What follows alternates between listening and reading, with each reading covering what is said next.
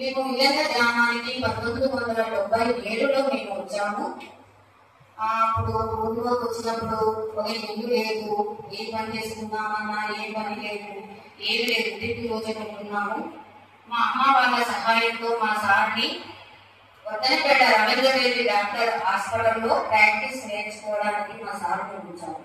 Practice నేర్పించాను. ఇక నేను ఒక బాబుతో కూలికి వెళ్ళేదాన్ని. మా నాన్నమ్మ మా సార్ వాళ్ళ అమ్మమ్మ ఉండేది. బాబు మా పెద్ద మనుషులు చేసి కూలికి వెళ్ళేదాన్ని. కూలికి వెళ్తే బాబును సరిగ్గా పట్టుకోక బాబుకు చాలా ఇబ్బందులు, ఆరోగ్య పట్ల ఇబ్బందులు, అవసరం పడిన కొంచెం ఇబ్బందులు జరిగింది. అది మనము బాబును పట్టుకొని కూలికి వెళ్ళే బదులు ఇంటి దగ్గర ఉండి ఏదైనా పని చేసుకుందామని నేను పెళ్లికి నేర్చుకున్నాను. పెళ్లికి నేర్చుకున్నాక పొగాకు మా బాబు పుట్టాడు. పాము టీమ్స్ వాళ్ళ బాగా ఇబ్బంది అయ్యేది, ఎదుగుదల కూడా. అప్పుడు ఒక 500 రూపాయలు 100-200 రూపాయలు ఎవరు బదిలించే వాళ్ళు కాదు. ఎందుకంటే ఇలా స్కూల్లో ఆస్తులు లేవు, బాస్తులు లేవు. ఇల్లు కిరాయికి ఇవ్వడానికి కూడా ఇల్లు కిరాయి కట్టలో అన్న ఏమి పని లేదు, ఏం లేదు, కట్టలు కట్టడం అని మమ్మల్ని తినేందుకు చూసే కాదు. అప్పుడు అనిపించింది వీళ్ళు గుళ్ళో వాళ్ళతో ఏదో కారణంగా ఎదగాలి, మనకంటూ ఒక గుళ్ళో పేరు తెలుసుకోవాలి మన గ్రామంలో అని అప్పటి నుంచి నాకు అనిపించింది. ఇక నేను పెళ్లి పెట్టి టైలరింగ్ నేర్చుకున్నాను. టైలరింగ్ నేర్చుకున్నాక నాకు ఒక బాబు, రెండో బాబు 99లో రెండో బాబు. ఆ ఇద్దరు పిల్లల్ని కట్టుకుంటూ నేను టైలరింగ్ నేర్చుకుని ఇక మిషన్ కొనుక్కుందాం అనుకున్నాను. ఒక 1500-2000 రూపాయల కోసము నేను సగం ఊరికి అడిగాను తెలిసిన వాళ్ళని. అప్పటికి నేను ఊళ్ళోకి వచ్చి 3-4 సంవత్సరాలు అవుతుంది.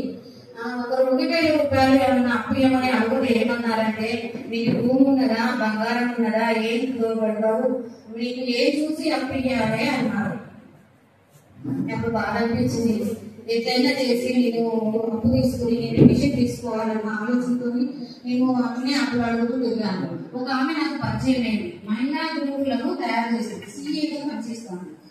ఆమె పరిచయం అయింది. ఆంటీ నాకు ఒక 2000 రూపాయలు కావాలంటే, నేను నీకు 2000 అంటే ఎవరికేరమ్మా, కాకపోతే నువ్వు మహిళా గ్రూప్ లో చేరినాక నెల డబ్బులు కట్టి 1 సంవత్సరం అయినాక నీకు అప్పులు ఇస్తారు, నెల రెవెన్యూ వెళ్ళాలి అని చెప్పారు.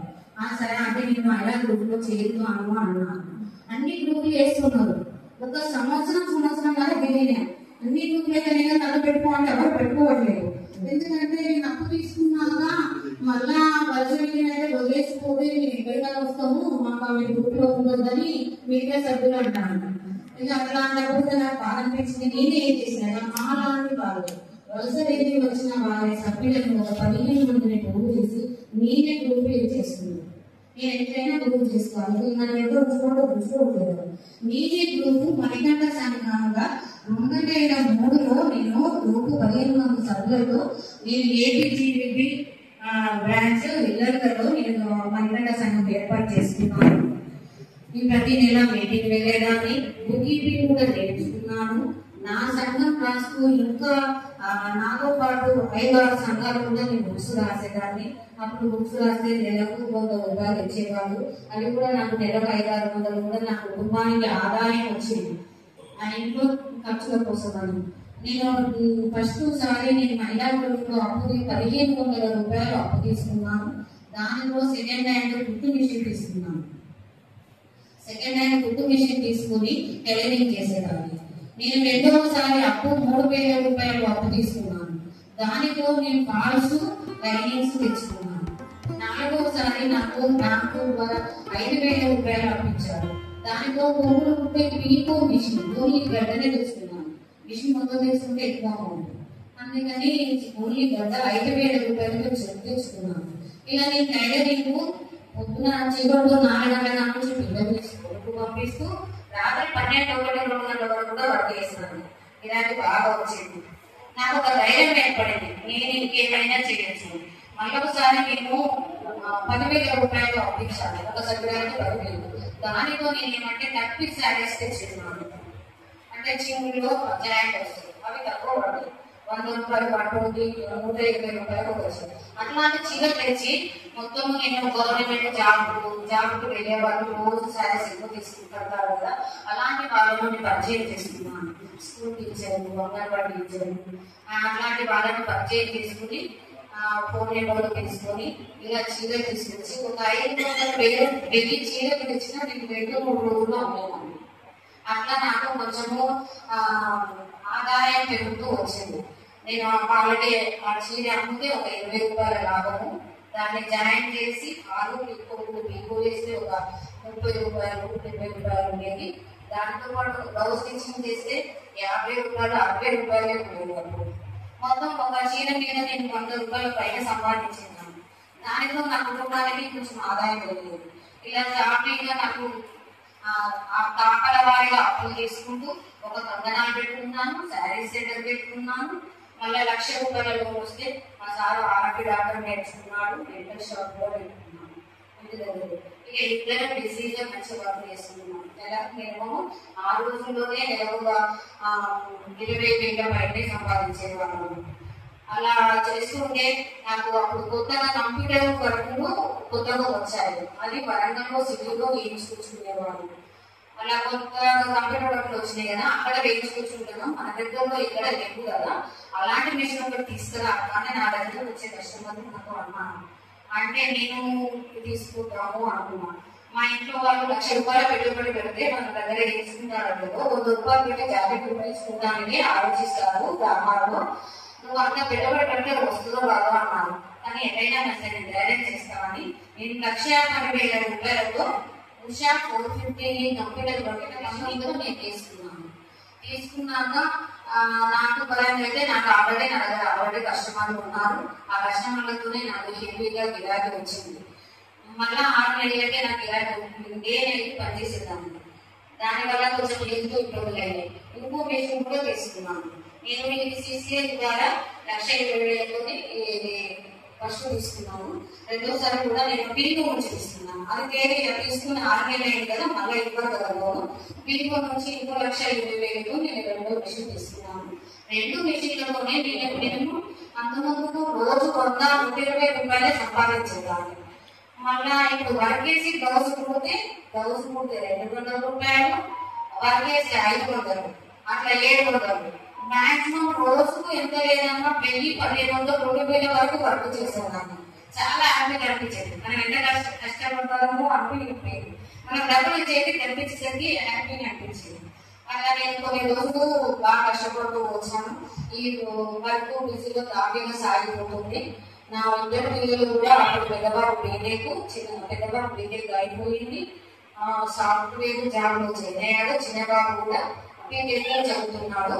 బీటెక్ 3rd ఇయర్ లో ఒక ఇల్లు కొనుక్కున్నాను. నేను అప్పటికి ఒక ఇల్లు కొనుక్కొని హ్యాపీగా ఉన్నాను. అంటే నేనే తప్పించే విధంగా నేను ఎదిగి ఉన్నాను.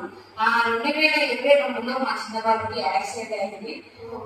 మేజర్ గా బాగా యాక్సిడెంట్ అయింది. నేను సంపాదించి ఇంకా 25 లక్షల వరకు అప్పు తెచ్చుకుంటాను. అప్పుడు అప్పు తెచ్చేసరికి కూడా అప్పుడు కూడా మన ఫస్ట్ ఏదైతే స్టేజీలో నాకు రూపాయి పుట్టలేదు. మా బాబుకు యాక్సిడెంట్ అయినాక 20 లక్షలు కూడా కంపెనీ అప్పుడు కూడా ఎవరు మందలు ఇస్తుంటే కూడా పక్కన తగ్గిపోయేవారు. ఎక్కడ పడుతుందో ఏమో అని అలా నేను అప్పు తీసుకొచ్చి పెట్టినాను.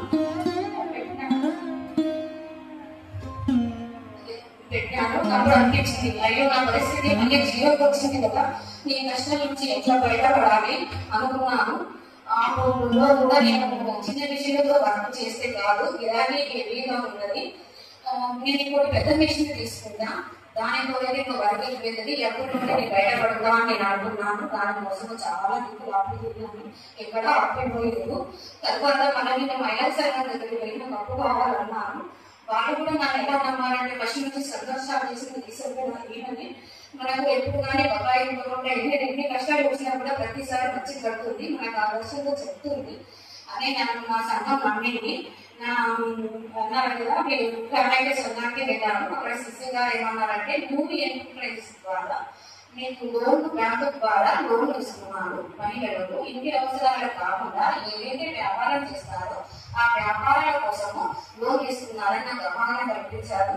ప్లస్ నాకు మిషన్ కావాలి, నేను 8,50,000 అవుతుంది ఆ మిషన్కి నాకు కావాలంటే అన్నారు కదా. అమ్మ 8,00,000 రూపాయలు నీకు మొత్తంగా ఇవ్వలేము, బ్యాంకు సిసిఎల్ ద్వారా 2,00,000 రూపాయలు, గ్రామీణ సోలార్ ద్వారా 1,00,000 రూపాయలు, మొత్తం 3,00,000 ఇస్తాము. ఇంకేం కావాలన్నా నువ్వు పెట్టుబడి పెట్టుకో, కాకపోతే నీకు రోజు కూడా కొంత తీసుకో అని అన్నారు. నేను నాకు అప్పటికి అనిపించింది కదా, ఈ మాత్రమన్నా సలహా నాకు సహాయం కలిగింది అన్నాను.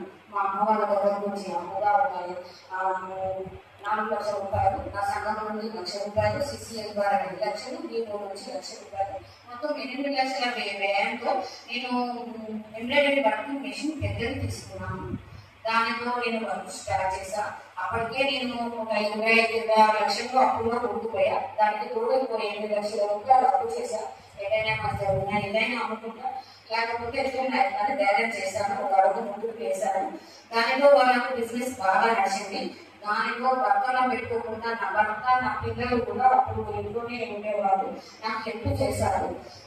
మళ్ళీ ఒక సంవత్సరానికి నాకు ఇంకో మిషన్ కూడా కావాలి అని నేను వెళ్ళి నేను అదే సిసి గారిని అడిగాను. సిసి కొండయ్య గారు వర్క్ చేస్తున్నారు, అడిగాను. అడిగితే అన్నారు కదా, అమ్మ నీకు వీటు నుంచి కానీ బ్యాంకు నుంచి కానీ తీసుకుంటే నీకు సబ్సిడీ రూపకంగా ఏమీ రావడం లేదమ్మా, ఏపీజీబీపీ అనే కొత్త పథకం వస్తుంది, దాని ద్వారా నీకు ఇప్పిస్తే సబ్సిడీ వస్తుంది అని నాకు దాని బ్యాంకు నుండి 10,00,000 రూపాయలు లోన్ ఇప్పించారు.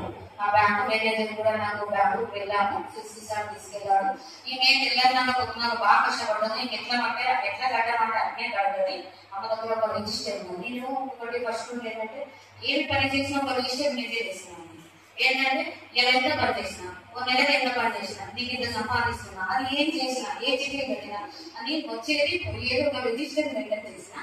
నాకు బ్యాంకు సార్ దగ్గరికి మేనేజర్ దగ్గరికి వెళ్ళగానే ఆ రిజిస్టర్ సార్ చూసిండు, నన్ను ఇంకా ఏమీ అడగలేదు. 10 రోజుల్లోనే 10,00,000 రూపాయల లోన్ నాకు బ్యాంకు మేనేజర్ రోజు కాల్ చేసి, సార్ నాకు ఆ పేపర్ ఈ పేపర్ అని నాకు సార్ వాళ్ళు సార్ అయితే మేనేజర్ సార్ అయితే నాకు కాల్ చేసి ఇది తీసుకురానమ్మా లోన్ ఇస్తాము అని నాకు వాళ్ళే కాల్ చేసేవారు. 10 రోజుల లోపునే నాకు 10,00,000 రూపాయల లోన్ ఇచ్చారు.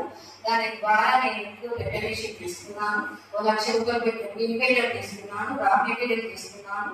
2 మిషన్లతో నేను వర్క్ చేసుకుంటూ నా భర్త పిల్లలు ఎక్కువ నాకు ఉన్నది, వాళ్ళ 4 సహాయంతో వర్క్ చేస్తూ ఆ వర్క్ చేసిన బ్లౌజ్ అప్పుడు 2 మిషన్లు కదా హెవీ అయిపోయినాయి.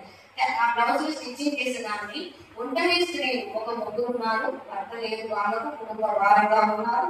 అలాంటి స్త్రీలకు నేను బ్లౌజ్ స్టిచ్చింగ్ ఇస్తాను.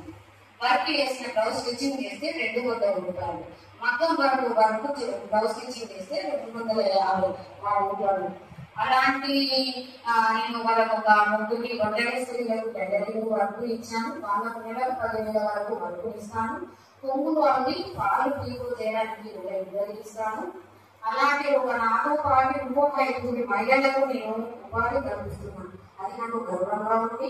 నా కుటుంబ పరిస్థితుల కోసం నేను కష్టపడినప్పుడు నాకు 24లో నా కేసుని బయటికి తీసి నన్ను వెలికి తీసి అప్పుడు డిపిఎంలో పనిచేసిన భవానీ మేడం గారు నా కేసుని రాసి రాష్ట్ర స్థాయిలో తీసుకెళ్లి నాకు శ్రీశక్తి అవార్డు కూడా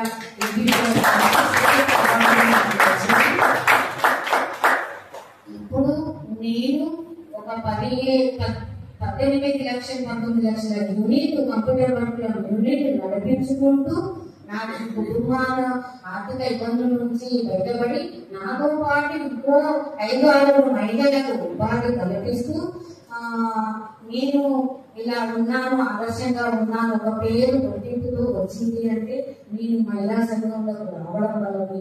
ఆ తెలియని పేర్లు అన్ని ఎక్కడ తెచ్చుకుంటే మహిళా సంఘం ద్వారానే. ఈ బ్యాంకు సపోర్ట్ నాకు ఇవ్వడం వల్లనే ఈ విధంగా లోన్ తీసుకొని ఆర్థిక ఇబ్బందుల నుండి నేను బయటపెట్టాను.